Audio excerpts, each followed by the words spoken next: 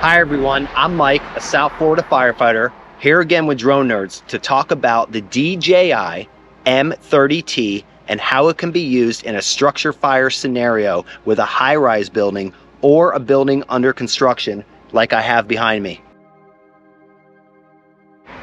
Anytime we have a structure fire, especially in a high-rise building or a building under construction like I have behind me, intel and information is very important. If we have a fire on side C of the building, Charlie, which is the back side of this building, we're gonna need to do a 360 as soon as possible and get some information. This is where the drone comes in. If we have a structure fire, one of the first jobs of the incident commander is to pull up and try to get that information on the whereabouts of the fire that we already said is on the Charlie side of the structure. To do this, we need to conduct that 360. In a high-rise building, or any building for that matter, especially one under construction, it's going to be extremely difficult. There's construction pieces laying around, there's mounds of dirt, and there's just a lot of obstacles to go around. This is where that M30T comes in very handy.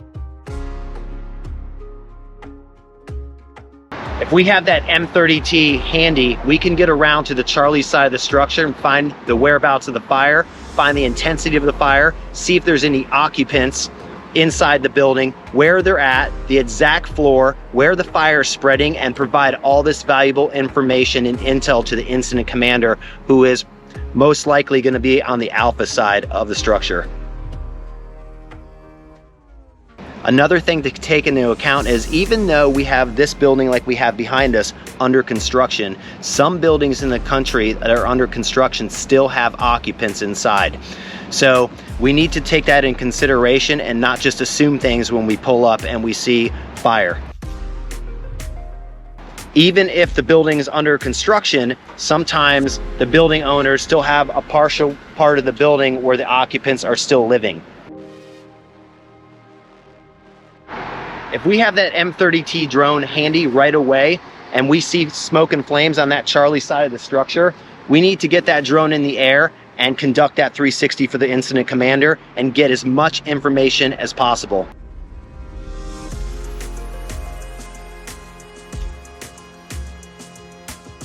Another thing to keep in mind right now is this building under construction is only a couple stories high.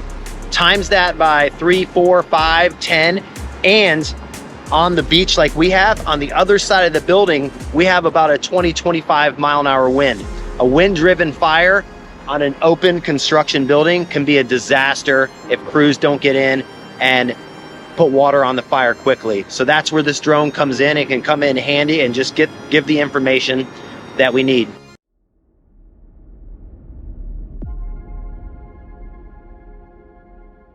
Okay, we're in a parking lot directly across the street from this building that's under construction.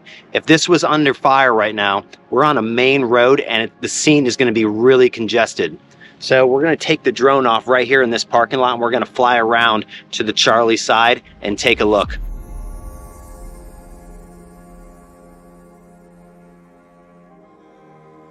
Okay, we have the drone in the air. We launched it right across the street. Now here's the building under construction. You can see how congested the alpha side of the building is, where we would be pulling up. If we saw smoke and flames on the Charlie side, the back side, we need to get around. And to do a 360 in this type of building is going to be very difficult because you can see all the obstacles. So we're going to go over here and we're going to take a look at the Delta side.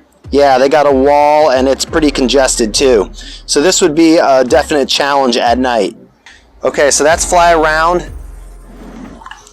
Okay, we're on the Charlie side of the structure. If this building was on fire right here, I can provide that quick needed intel on which floor, if there's any occupants in danger, or all kinds of information. I'm gonna go to my black hot color palette, and there's what it looks like. And then we'll go back to our wide angle. So there's our building. And like I said, look at how difficult it would be to make your way through the building or on the side to conduct a 360 to get those extra eyes.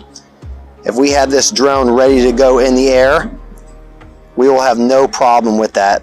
We're on the Charlie Delta side of the structure. As you can see, look how tight it is between the next roof over here if we needed to conduct that 360.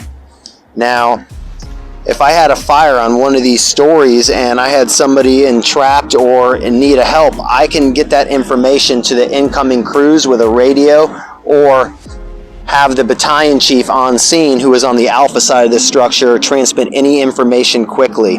We switch to our infrared camera. That's what it looks like. And then we go to our white hot color palette. There we go. And then our iron red. So you can definitely see how this would be an asset if we just had the drone just hovering here.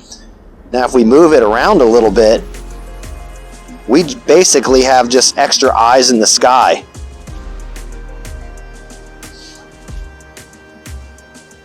Again, we have a 25-mile-an-hour wind coming out of the east. If I pan the drone over, you can see the ocean, and it could make a very difficult situation in a wind-driven fire for this thing to spread very rapidly. So I switched to my infrared camera. That's what it looks like. We can easily see if there was anyone in distress. There's my black hot. There's my tint, iron red, and I can keep on going. But this would be very valuable, and I can keep hop swapping batteries back and forth if I needed to land and provide that information. Then the command post can just relay that information to interior crews and get their status and relay the status of the fire.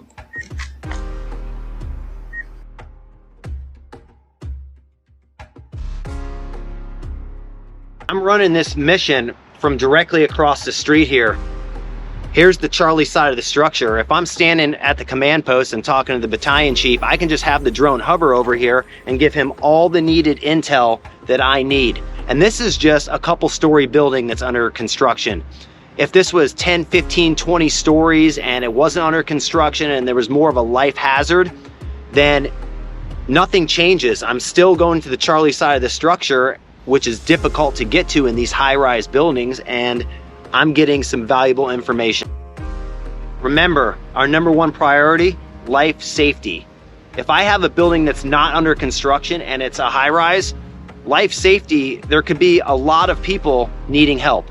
So I could easily see on the thermal color palette right here, anyone that's in need of the help, hanging off a balcony, trying to get down, and relay that information. Instead of having another chief officer or firefighter on the back side of the building to monitor their conditions, this drone is in the air, can switch altitudes, get a temperature reading on what's going on, and in my opinion is just a better tool to relay that information, especially if I'm over here on the alpha side of the structure at the command post with the battalion chief. He's got easy access to my screen, and I can even transfer it via HDMI cord to another computer.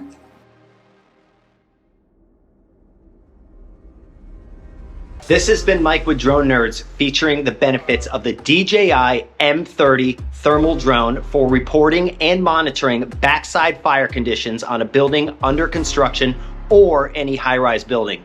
Anytime it's difficult to conduct that initial 360 and we want to monitor backside fire conditions, including fire spread, possibly entrapped occupants, or the progress of our firefighters, this drone will come in handy. If you have any further questions or comments, leave them below or contact us at experts@dronenerds.com. Once again, I'm Mike. Happy flying. Have a nice day.